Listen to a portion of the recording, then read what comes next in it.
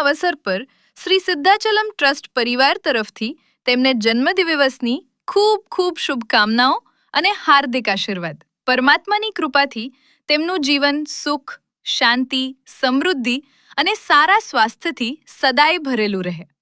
કુલદીપ, તમને જન્મદિવસની ખૂબ ખૂબ શુભકામનાઓ. જો આ વિડીયો તમને પસંદ આવ્યો હોય તો જરૂરથી લાઈક કરો, શેર કરો અને તમારા પરિવારજનો તથા મિત્રો સુધી પહોંચાડો.